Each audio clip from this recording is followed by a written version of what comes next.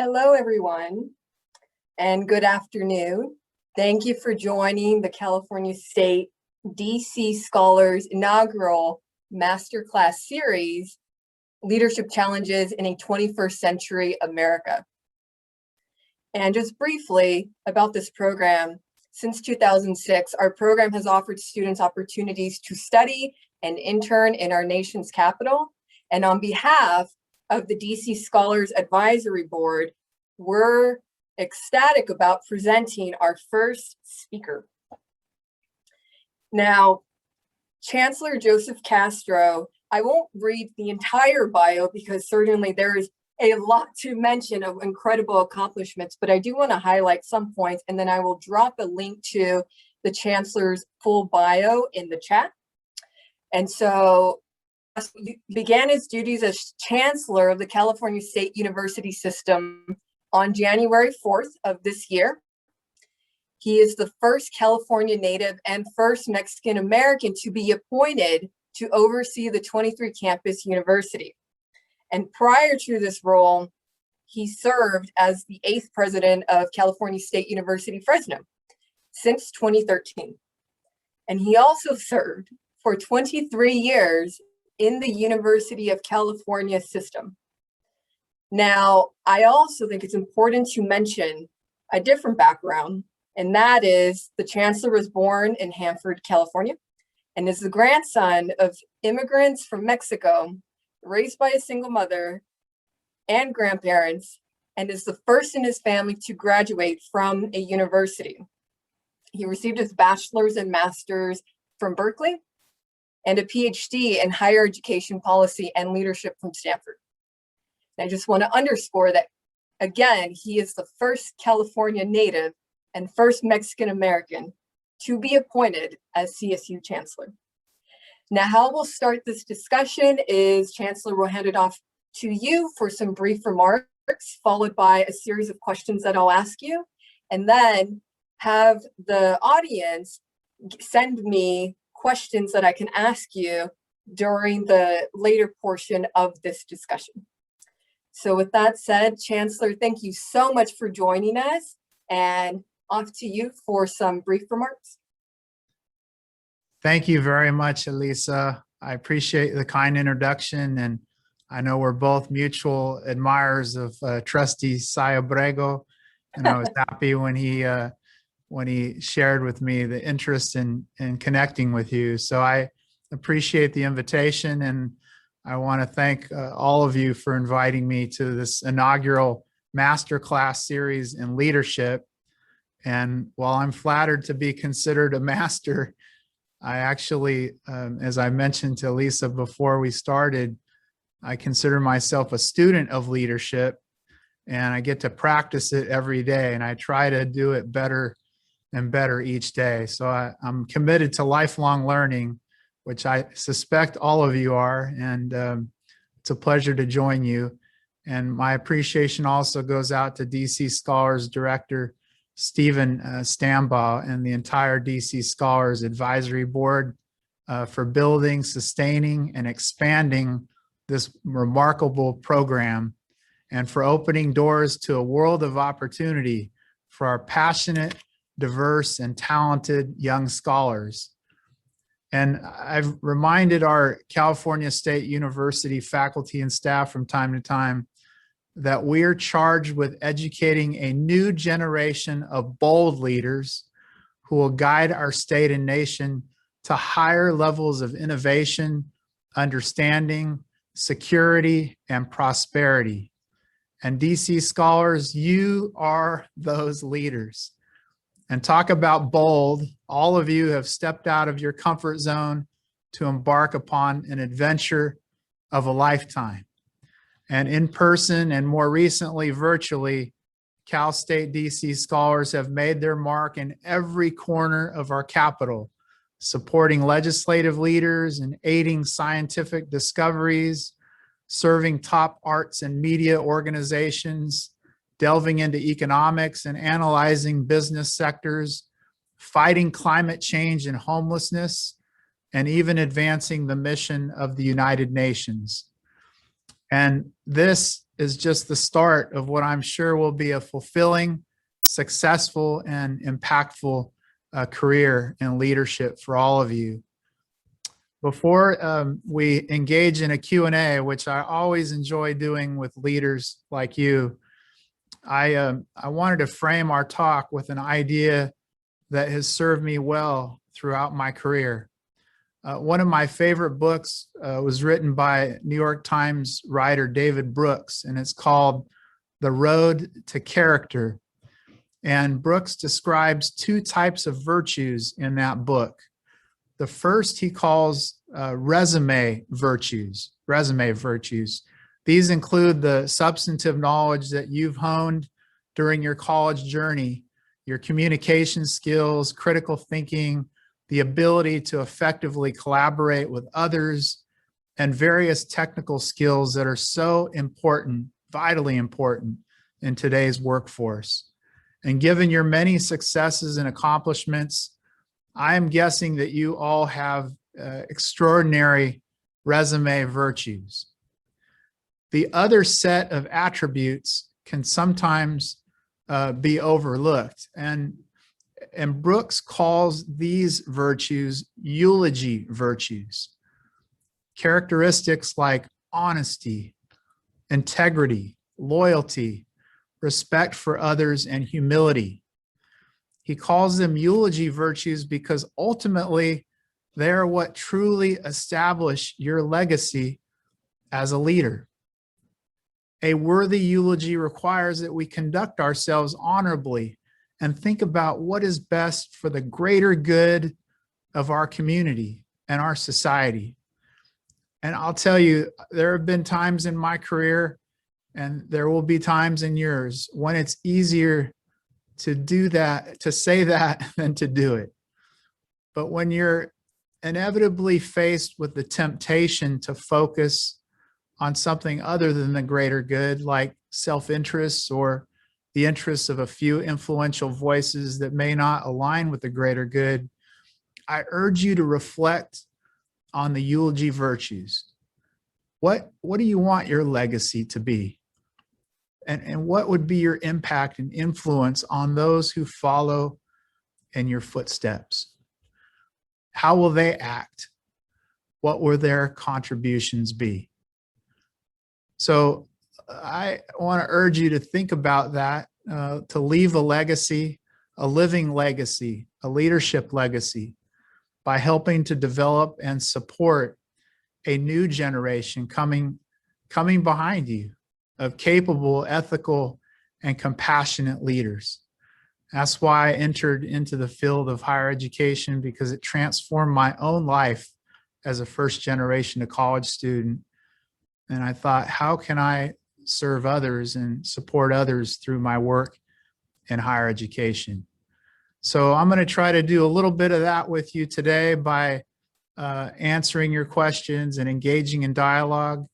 And I'm excited to do that again, because I know that you are all leaders and you're going to be leading this country in the not too distant future. And I'm pleased to have this great opportunity to exchange some ideas with you tonight. So with that, I'll turn it back over to you, Eliza. Thank you so much. Thank you, Chancellor. That was quite an introduction. So with my first question, I would like to start from the beginning. Sure. You've mentioned in previous interviews and articles that the initial inspiration to study leadership came from your earliest years of life spending time with your grandfather, Jess Mendez. Yeah. How did he help form the foundation of your own approach to leadership and life? Well, I was raised by him and my grandmother and my mother. As you mentioned, she was a single mother, beautician. He was a farm worker earlier in his life. He actually started his life in Mexico, in Zamora, Michoacan, and immigrated here. He was a dreamer of his era. He came at less than 3 years old and lived in tents along the railroad as my great-grandfather helped to build the Santa Fe Railroad through the San Joaquin Valley. And they started in tents in my hometown where I was born. And my mother was not born in a hospital. She was born in a shed not far from the tent. So our family has made a lot of progress, and I would not be here without his support and sacrifices. And I know so many of us have experienced that as first generation to college students. Just our families may not know exactly what higher education is all about, but in my case, and I know other cases, they want that for their children and their grandchildren. He very much wanted that. And I would say his strength was in those eulogy virtues. He was always very honest. He was beloved by everybody. He was a great listener. I never saw him lose his temper. I'm sure he did in private, but he never did that around me.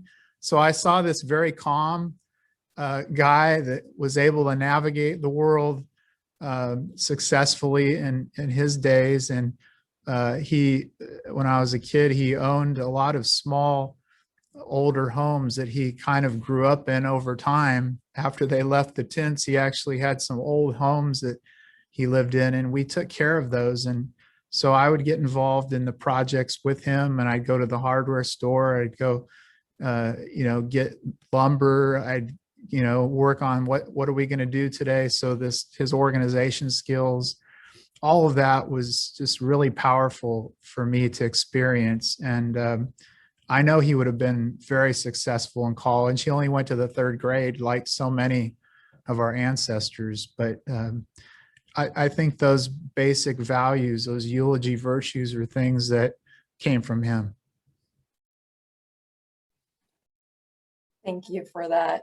I do want to, and thank you for referencing David Brooks. I've read that book. It's an excellent recommendation. It's an excellent recommendation. Now, if you could talk about, because you have defined what you've called hallmark characteristics of effective leadership, and from your perspective, though, and perhaps there's some similarities with Dave Brooks and other people that you've found inspirational and studied for years, but coming from you, could you talk to us about these hallmark, just a few, if you'd like, hallmark Sure. characteristics of effective leadership that, as you put it, maximize the chances of success even under the most challenging circumstances? Because we will talk about some challenging circumstances that you've endured or currently, perhaps. Yes. And if that derives from your grandfather or perhaps other people that you've met down the road. Sure. Well, and I have to say my grandmother was equally influential because she was the disciplinarian.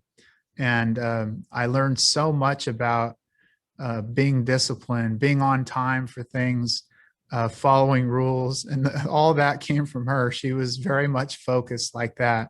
But I think if I can speak to some of the hallmark values for me that have been that I've experienced success using throughout my career, I would say the first thing is to listen. And that's not a cliche, because sometimes people think, oh yeah, it's just talking about, he's listening. But I find in my studies of leadership and my observation of leaders that that's not always practiced very well. Sometimes we get into situations where we're so motivated to express our view that we forget to hear what the others are saying and to use that information to formulate what we're going to say. So I think the listening part is so important, especially in leadership. And my definition of leadership is inspiring others to follow. So there are some times in leadership where you have to require compliance, especially in emergencies and so forth. But I think that the inspiration is so important. And part of that is listening and building trust with those that you're working with so that they understand that they believe that you understand where they're coming from, that you understand their perspective.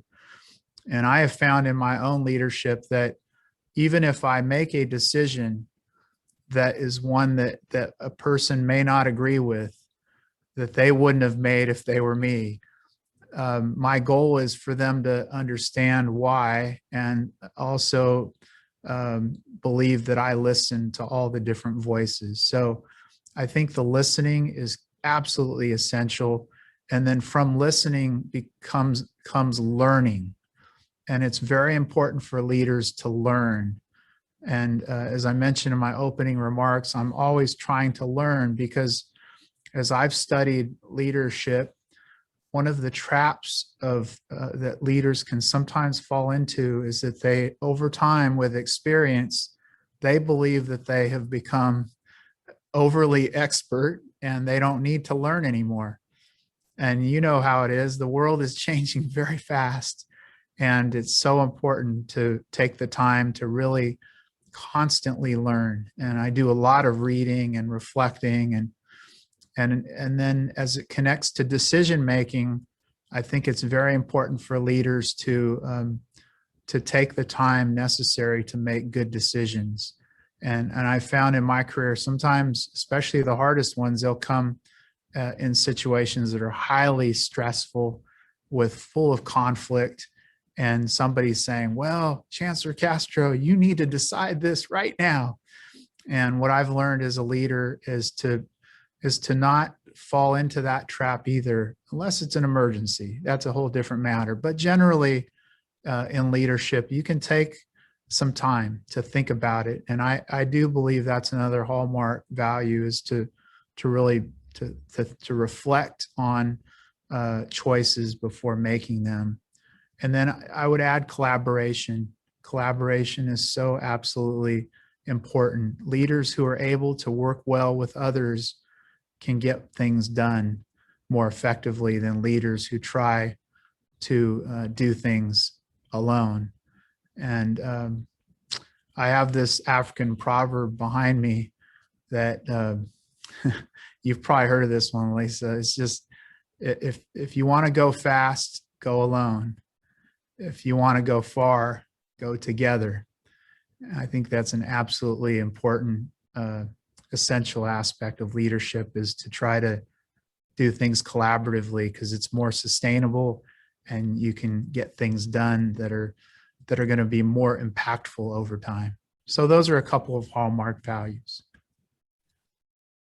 I think that's a very thorough answer that we are going to pull, and because I would like to get into some specifics if we can, but sure.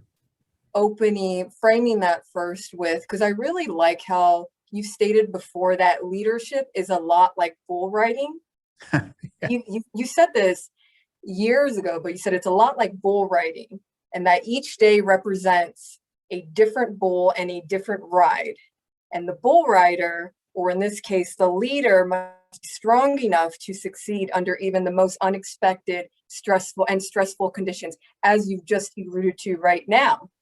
And so with that said, you took on this role as CSU Chancellor, leading the nation's largest public higher education system during precarious times.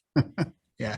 How did your bull riding experience as president of Cal State Fresno, and other leadership positions prepare you for this moment now? Again, because you started in January, and you can mention some of the things that you've already have taken on and what that looks like now, but paint us a clearer picture of what your day-to-day bull riding looks like. I'm happy to. I didn't know anything about bull riding until maybe 8 years ago, when I became president of Fresno State. And bull riding is kind of a big deal in the Central Valley of California. And what I learned when I went to my first bull riding event, and I absolutely love it. Anytime I can see it live, I try to go. But what I learned is that the rider doesn't actually know what bull he is going to get on until the day of the competition, just before he actually gets on the bull. And the analogy for me with leadership is that I've learned that every day is different. So I do see the similarities. And some days in Fresno, I would get on the bull, so to speak, and it'd be like, oh my God, I've never been on a bull like this before. I've never had a day like this before. So with my colleagues, we would joke, oh, this is a different bull than we've ever seen. And then other times it's like, okay, I've ridden a bull kind of like this, and I kind of understand how it's going to buck me or try to buck me off. And I view leadership that way, especially during the pandemic. I mean, there is no leadership rule book for the pandemic. Leadership was already challenging before the pandemic, and then you add on the pandemic. And what I found, just to crystallize the most significant leadership lesson for me during the pandemic, and we can go into detail if you like, is that I found, especially at the beginning of the pandemic, that when we would discuss issues, that some people would jump to a conclusion of a yes or a no almost immediately. And what I found is we were talking about alternatives that, yeah, maybe they did sound crazy on Monday, but by Wednesday, it was like, oh, that's completely reasonable. And because of those early lessons during the pandemic, what it taught me is to stay focused on the mission and values of the CSU, or any organization that a person's leading, and to be flexible about the strategies and tactics. And maybe on one day you want to try these strategies, see how they work, and then on Tuesday you might need to adjust them. By next week you might be using a whole bunch of different strategies you never expected.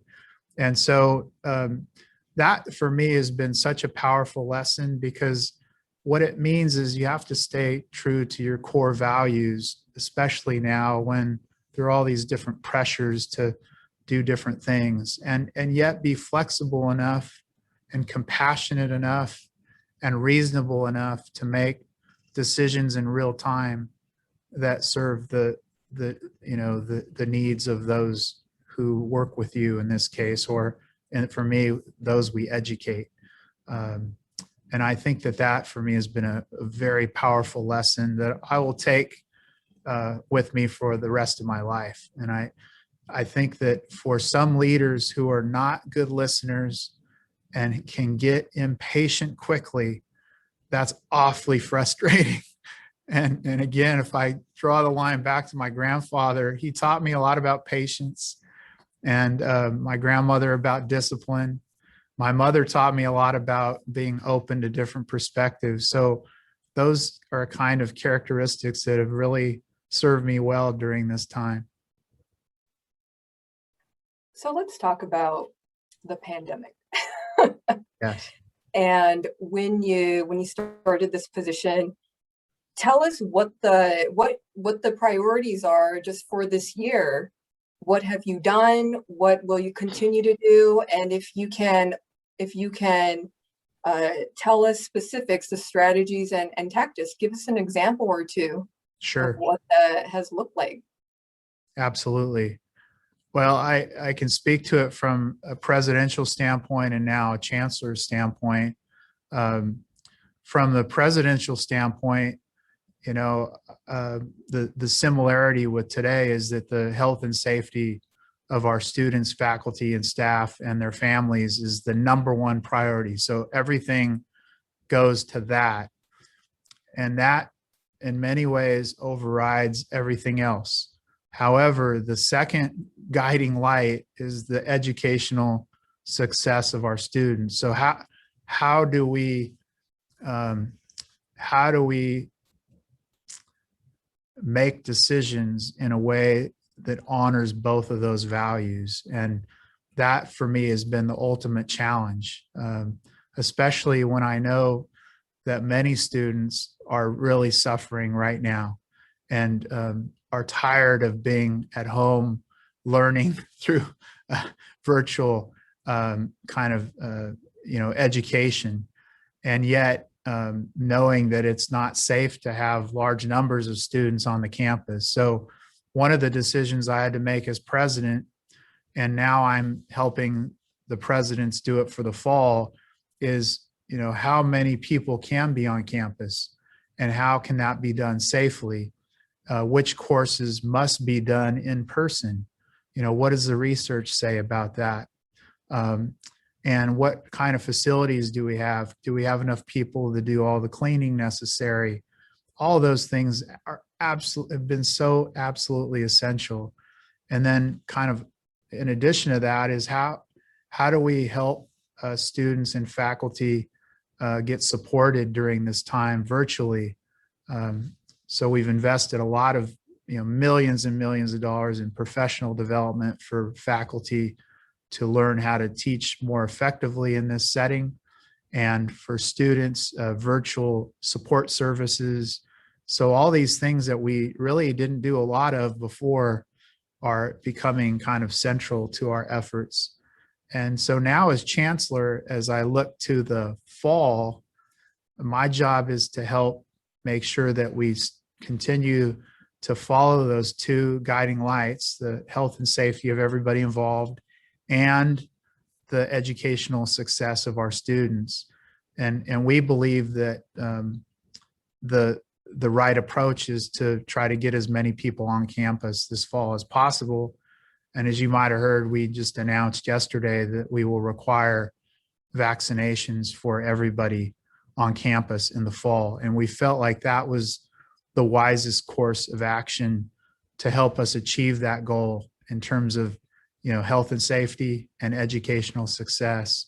And without that, it would have made it much harder. So we can talk about that more, but those are a couple of examples of how during this pandemic we've made decisions. And it's important, especially important during this time, to practice collaboration.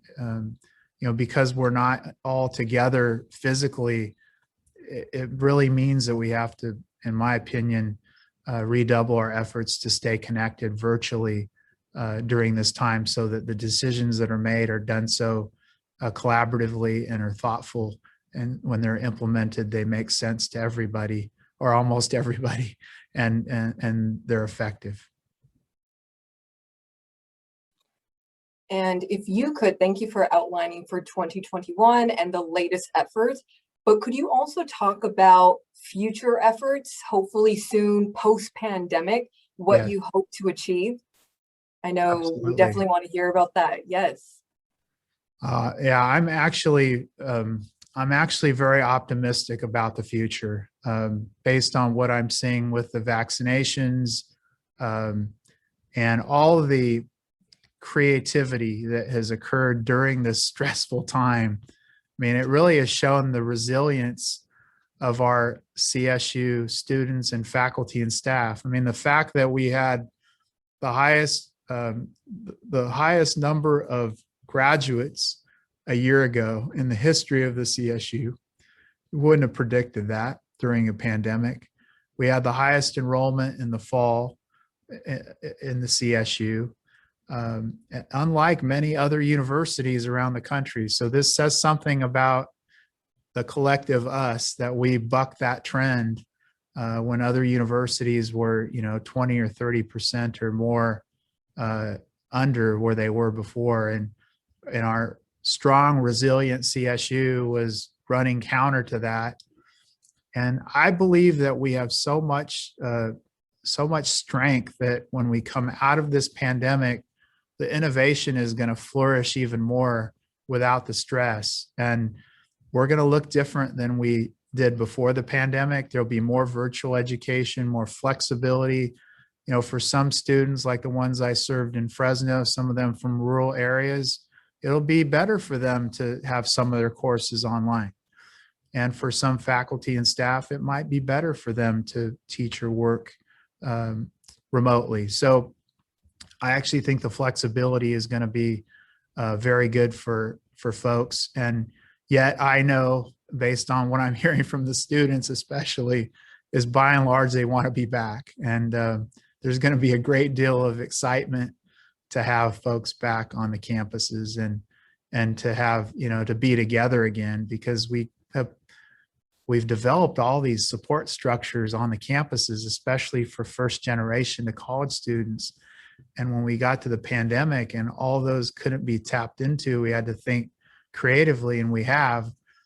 But I do believe that we're going to be much stronger coming out of the pandemic, because we'll have the creativity of the virtual options, and then we'll have the traditional options that'll be informed by the pandemic. And I think it's going to be an exciting time. And we can talk more about this, but my highest priority coming out of the pandemic is to close and eliminate the equity gaps that have been so persistent, despite our efforts to increase graduation rates and support our talented students. We still have graduation gaps between students of color and other students, and Pell Grant students. And I was a Pell Grant student, so lower income students and other students. Were you a Pell as well? It was. Yeah. So I want to close those gaps with the presidents and with everybody. I think we can do it. The nation's largest, most diverse, most consequential university. We can eliminate the equity gaps. So that was my next question. So let's just go straight to it. Okay. Please talk to us about a few initiatives that are underway to close the equity gap. Yeah, that's number one. Just a few days ago, I met with the presidents, and we meet at least once or twice a month, sometimes even more than that. But I shared with them for the first time the equity gaps at each campus. As a president, I always knew what my gaps were at Fresno, but I had no idea what the gaps were at the other campuses. So one of our powerful next steps is to look at that data together and to leverage the strengths of the system. And there are some campuses that have much lower equity gaps, that have the same demographics as a campus that has higher equity gaps. So how do we create an environment where we're actually really learning from each other? And that's the power of a system like ours. How do we learn from each other so that we can have the best practices being used, throughout the system? We're going to invest more in equity gap programs, whether it's, more advising. We're looking at digital course mapping and degree path mapping. We're going to invest more in hiring tenure track faculty. We're going to invest more in any best practice, proven best practice that will make a positive difference at the campuses. And I have a steering committee that I've charged that is working on some recommendations that will go to the Board of Trustees in July. And then we'll provide funding kind of aligned with those recommendations. And the other thing that we're going to do going forward as we budget is we're going to budget with an equity-minded focus, so that campuses that have more Pell Grant students are going to receive more funding than campuses that have fewer Pell Grant students, because of the assumption that we need to have more resources to serve students that have just a little bit longer road to travel. And that's one huge initiative. And another one that I'm really excited about is a system-wide initiative that will focus on providing more mobile technology tools to all of our students. So it's really taking on this digital divide and equity issue that has really exposed itself during the pandemic, to make sure that every single CSU student has access to a quality mobile device and connection to broadband, and that will not be an issue for them. That's the goal of that initiative. And then one more that I'll mention is around accelerating the diversity of our faculty. And I believe that we have the chance to do that because we have the best system in the country, and we have the best students in the country. So we can attract really great faculty who are mission focused, who want to serve the students that we serve. And I think that when we accelerate the diversity of our faculty, that will accelerate the success of all of our underrepresented students, and it will help to close the equity gaps as well. So those are a couple of the major initiatives that we're working on right now. Thank you so much for that. I'm happy that you mentioned all those very important initiatives, especially with faculty. I was going to ask you that next. Yes, absolutely. That's a huge part of it. And we can talk more as you wish about that. Yeah, no, well, talk to me about that trend too. Why with faculty, what was the challenge? Because perhaps some people don't even know the background behind Sure. that, right? Like the audience is primarily students. So talk to us the background, why that's been a challenge and why that's a priority for you, Chancellor. Absolutely. Well, I've been very fortunate that I've had mentors from all different backgrounds. When I think about my own university education, I had hardly any faculty of color. And when I did, it was like, oh my God, I mean, it made the class completely alive. I remember Professor Alex Saragosa, who I had for my Chicano Studies course at Berkeley in my freshman year. And he was from Madera, not far from where I grew up. And I just got him. I mean, and we're still friends now. And I think you mentioned your connection with Trustee Abrego. There are people that we connect with who really understand us and can bring out the best in us. And I believe that we can do that in the CSU. We still, if you look at the demographics of our faculty, there are still far too many women in the sciences and engineering in particular, and some other fields. And there are far too few underrepresented folks, African American, Latino, Asian American, Native American folks. And I think that when we are more successful in recruiting faculty from all different backgrounds so that it reflects the diversity, the rich diversity of our students, I think that that's going to have a very positive impact on the success of our students, because the lived experiences along with the technical skills are going to help to bring out the best in all of our students. And I've seen this recently during the pandemic with my 10-year-old son. He's our bonus little guy because we have these two adult children as well. They're really not children anymore. A big 33-year-old PhD son, and then I have a 28-year-old daughter who's in solar energy. But we have this 10-year-old, and you know, he's been a pretty good student the whole time. But this year during the pandemic, he had the only male of color in his school, in his entire school. And he has performed incredibly well, and they bonded. He loves school more than ever. And this is during a pandemic.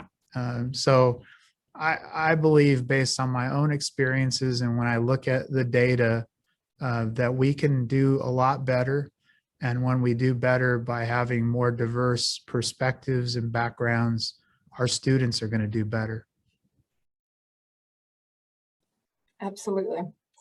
So I'm going to ask one more question, perhaps two, but I want to let the audience know if you can start typing in your questions. I know we've received a few already based on some of your answers, but please do that. And for my next question, one of my favorite topics when we talk about leadership, and really just an essential, in my opinion, and perhaps you would agree with me or disagree, is failure. Yeah. And I like to call it failing forward. Yes.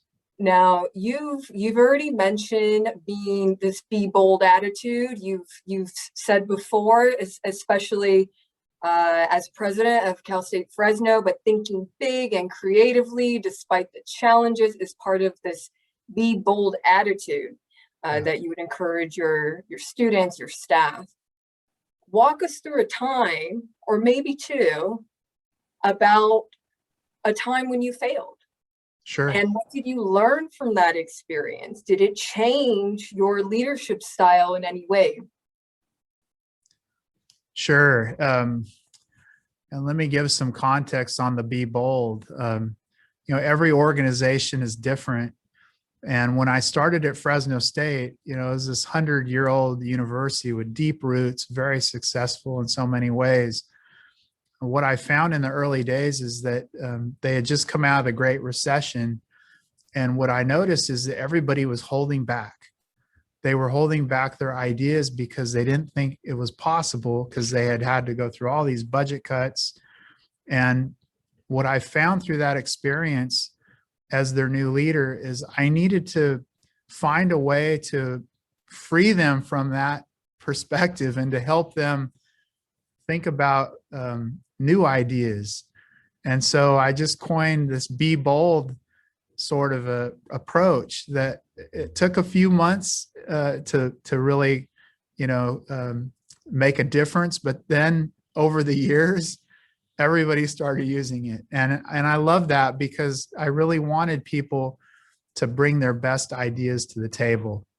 And like everyone else, I've made mistakes. I made mistakes as president.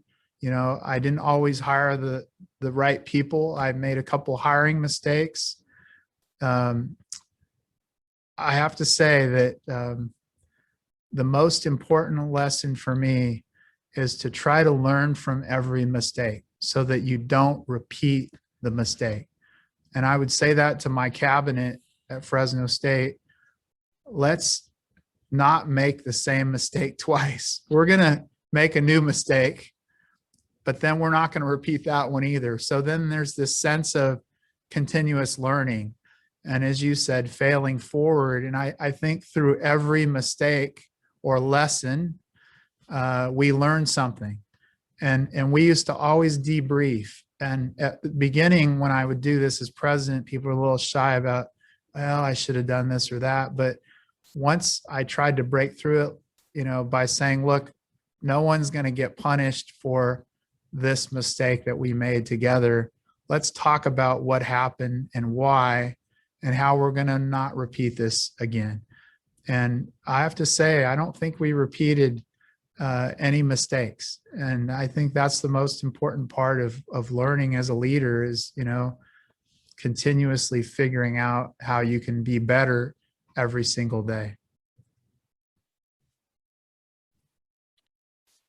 All right, thank you. So let's get to the Q&A portion. And again, audience, if you can type in your questions in the Q&A feature. So our first one, it comes from Reza Orlean. She asks, let's see, her question is, how does the DC Scholars Program fit into your broader vision for the CSU system? Oh, I love the question. Well, as a chancellor whose area of interest is public policy and leadership, this program very much aligns with my views and my interests. And I love to see students who want to get into this area. So from a personal standpoint, I want to do everything I can to be supportive of students that have the gift and want to learn more in this area. And then secondly, from a strategic perspective, as the largest public university in the system, in the country, we ought to have a lot of student interns and graduates in Washington, D.C.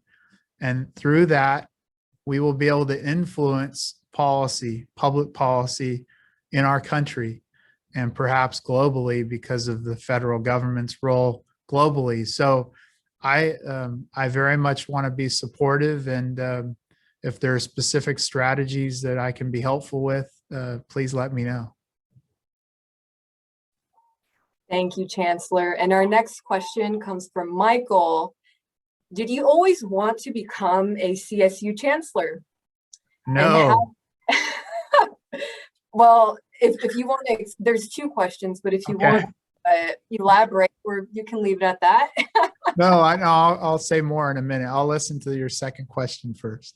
Okay. Yeah. So did you always want to become a CSU Chancellor, and how did you make decisions along the road on accepting and declining jobs? Ah, so in terms of this job, I would have never predicted that I would be the chancellor of the CSU. It's not something that I aspired to do, even when I was president. And and I did resist the idea for a while because I was so invested in what I was doing in Fresno. And again, everything's personal in my opinion. I had my family, my closest friends from kindergarten nearby. Um, I was serving students who were a lot like me. It meant so much. My wife had her family there, and she was all in with me as a full-time volunteer. We were loving it. So the idea of leaving that for the unknown, not exactly the first thing that I was thinking about doing. However, it was the pandemic that really inspired me to think about what I could do differently to be supportive and supportive of this CSU, which I've fallen in love with for the last 8 years. And so in many ways, this is a calling to serve, just as it was to go to Fresno State. And that's the way I'd answer your second question. I've always looked to find opportunities where I could grow, where I could make a difference. And it all depended on how I felt about what I was doing at the current time, and whether I felt like I was really making a difference and whether I was still growing. And for me, the bottom line is, well, I can stay where I'm at and continue growing in a certain way, or I could try this other opportunity and maybe I'm going to grow even more, and I'm going to have a chance to serve greater needs. So for me, that's always been the framework. And my wife, thankfully, she's been open to living in different places. We've moved probably 20 times during our marriage, and that's not an easy thing to do. But we've always thought about, our family, our children, and whether the time was right to do something like what we did in January. So the decision to come here was a huge decision. I've never lived in Southern California. I don't really have very many friends around here. A completely different job during a global pandemic when I was very comfortable understanding my local environment in Fresno. So I have become comfortably uncomfortable in this chancellor role. It's a very different, and I feel the weight of responsibility as well. So that's the other thing I'm getting used to, is the stakes are so high because I want to make sure we do well for all of you. Thank you. And our next question comes from Steve Stambaugh. From the beginning of the program, diversity of our student population was a competitive advantage for the program and for the students compared to other programs. How do we build an alumni culture to help mentor and open more doors for all these future leaders? What a great question.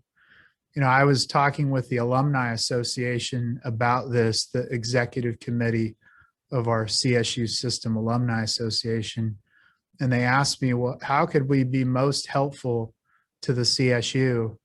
They already are working on GI 2025 goals and mentoring through that.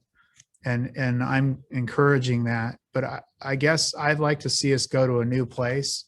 I'd like to see more of our alumni mentoring by hiring students as interns and for full-time jobs. We ought to have the strongest network in the whole country. We have 2.4 million alumni in the labor force. We have 4 million alumni of the CSU. This spring will cross the 4 million number. And so how do we leverage that in ways that make it helpful to every single student? And when I think about first generation students like myself, we don't have a history of working in professional settings. I couldn't talk to my grandparents or my mother about those kinds of things. So it's through those experiences, those internships, that I learned that, and where I was able to connect with mentors who wanted to help me because they wanted to give back in some way. And so I very much think that's part of the vision for me in terms of CSU that would really help the DC scholars and all programs. Again, every single student has these incredible gifts. So as educators, we want to help to unleash the gifts. And part of that process is not just in the classroom, but it's outside. And how do we do that together with our alumni, I think is what I'd like to really pursue in these coming years. How do we take that to the next level? Thank you. Another question comes from Matt Jarvis. Educational leadership requires a great deal of planning for an uncertain future, and then making adaptations as data come in at least slightly differently from your projections. But this is not unique to education. As a leader, how do you admit to being wrong without eroding confidence in your leadership? It's a very good question. I think that what I've learned is to try to make sure that when I speak about an issue, that I'm as informed as I can be about it, that it is data driven. And if there is some ambiguity about the landscape, so let's say, I'll give you a great example of this. We had the highest enrollment in our history this academic year. Do I think that we're going to have the highest enrollment in history this fall? I don't know. The data tells me that it could happen, and maybe it won't happen. So I'm not talking like that right now because I frankly don't know. I would love to in the fall say that again, but I don't have enough confidence yet to say it so right now. So that's why I'm not saying it. So I think it's really important for leaders to be careful about what they say so that they can continue to be trusted by those that they serve. So it's choosing your words carefully, making sure that they're data driven.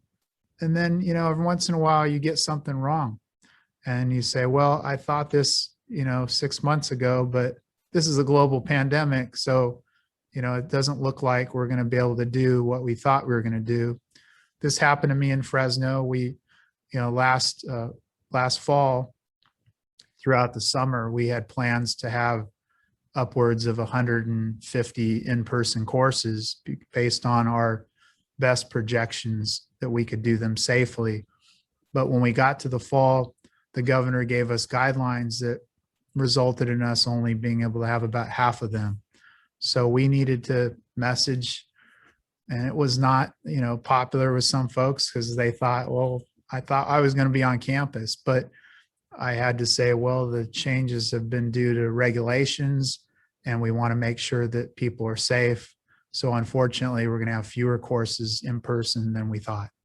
So those are, you do your best, and sometimes you have to backtrack, but I really try to minimize that as much as I can and try to be careful. And if you listen to the language that we used around the requiring of vaccines, it's tied to two things: the full authorization of the vaccines, which has not yet occurred, and continued widespread availability of vaccines. Because if something happens tomorrow and there's not enough Moderna or Pfizer, then how would we achieve our goal? I don't know.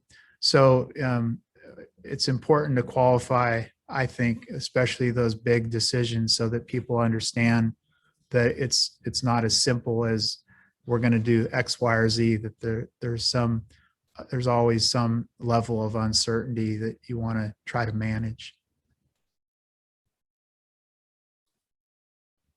And one more question from the audience comes from Margaret McCarthy.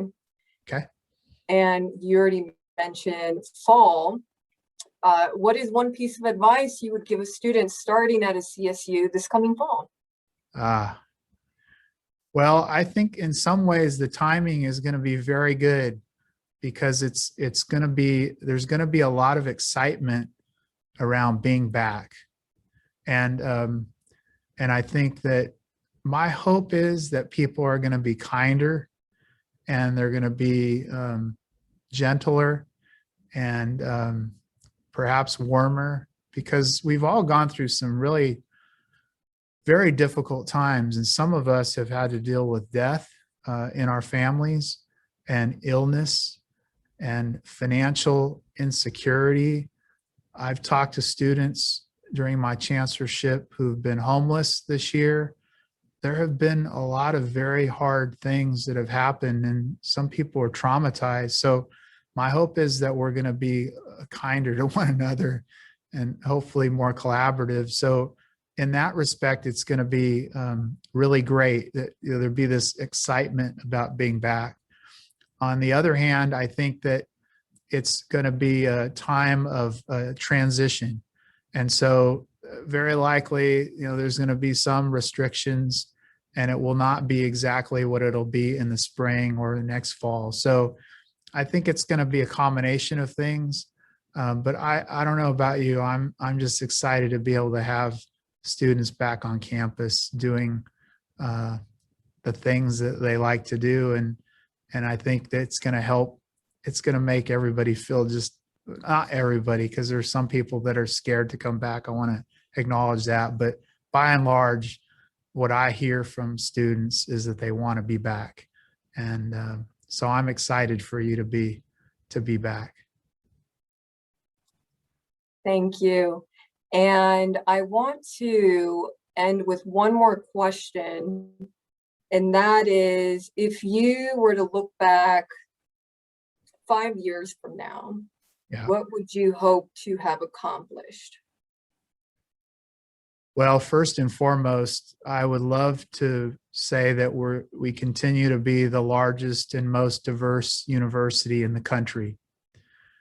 So I do hope that we're larger, because that means that we'll be serving more talented and diverse students in California. Most importantly, I hope that I can say that the equity gaps have been eliminated. And if we're able to say that as the largest university system in the country, that will be an incredible achievement that we would all feel proud of. It will say a lot about us and about California. I also hope that we'll have the most digitally connected student body in the country as well, through our initiative there. And I very much hope that we'll have a much more diverse faculty that is a lot closer to the diversity of our students. Now, can we do all of that in 5 years?